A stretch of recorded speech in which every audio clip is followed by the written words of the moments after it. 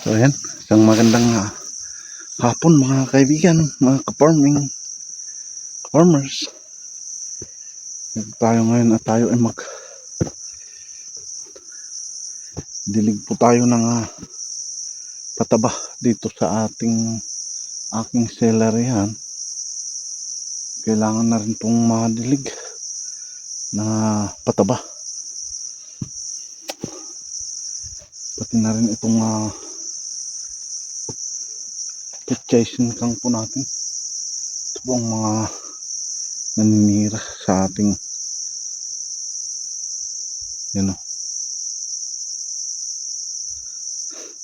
dumami na sila.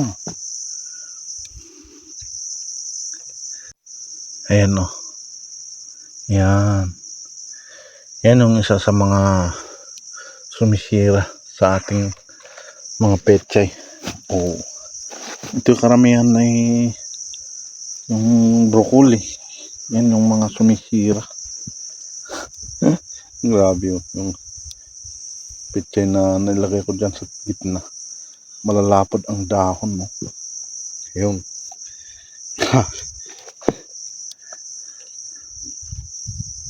Kasing lapad na ng kamay ko. Ayan. Hindi na makita yung kamay ko.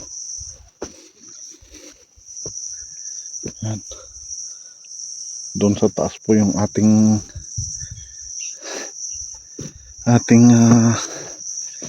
nilagay sa drum. Kailangan pirisin. Ay baka bukas pa ako mag-i-spray dito. At yun ang atin pong titignan. Ayan. Ito po yung ating ididilig doon sa aking celery. Yan. Talagang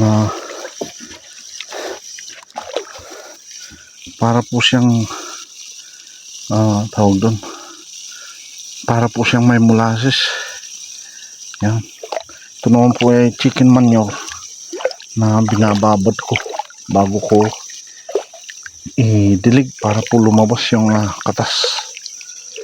Yung katas na yun ay yun po ang pataba sa aking mga tanim, mga gulay, lahat po. Ayan po yung aking gamit. So ito na ilubog ko na po yung hose na papunta doon sa baba. Ito pa higupin lang po natin para po higupin niya yung pataba natin. At yun naman po ay ating i-wisik doon. Pandidilig po.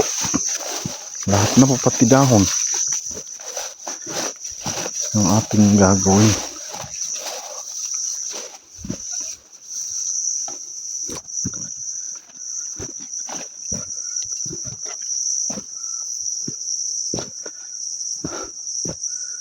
So dito na muna unahin.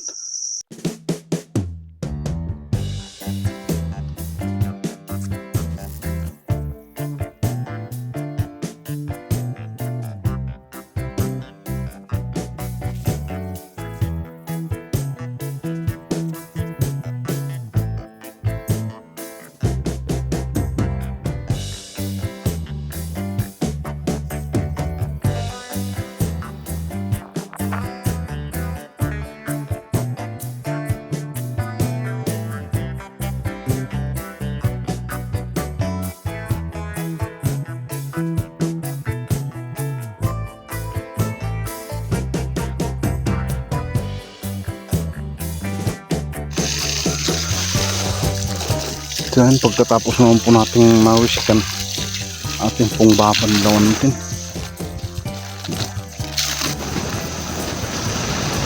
Bandawan po natin ng malinaw na tubig para po matanggal yung mga napalagay sa mga dahon.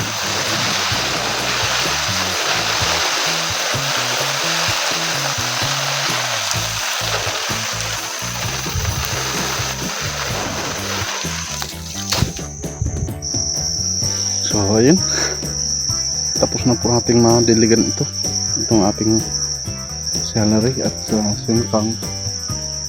Tapos ko na rin pong diligan yun, itong celery na panghuli kong tinanim. So ayan, at hapon tayo na rin po ay pauwi. Ayan, uwian na rin po itong ating pipino. Nakakatuwa, yung kanyang dahon ay ang lanta, hindi lanta pero na ano siya, nag brown, pero ano siyang bunga, malaki na yung itong bunga niya.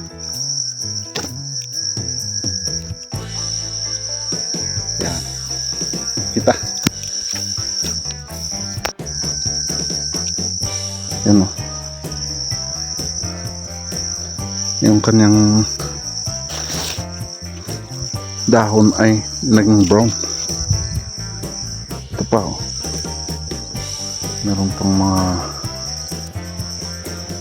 bunga. Ayan, tulad po niyan.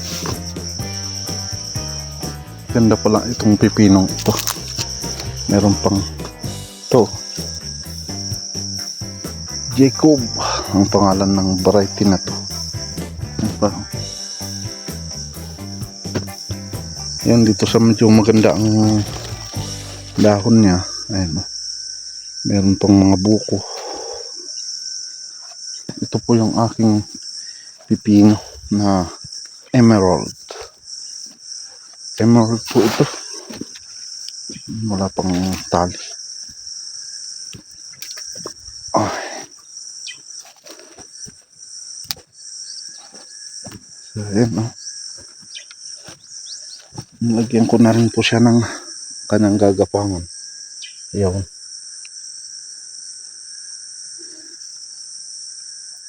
tinanggal ko na rin yung dahon sa ibaba. Yung siguro nagsimula yung mga kasi malapit sa lupa, kaya tinanggal ko na.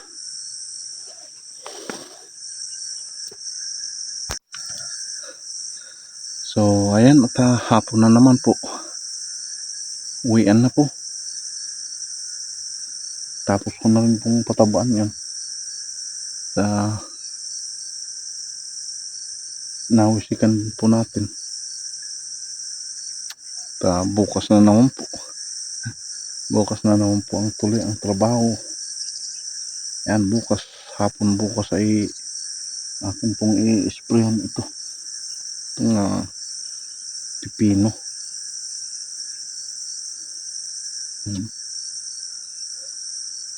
So, hanggang dito na lang yung ating video. Maraming salamat po at happy farming mga ka-farming. Bye. Labang-labang.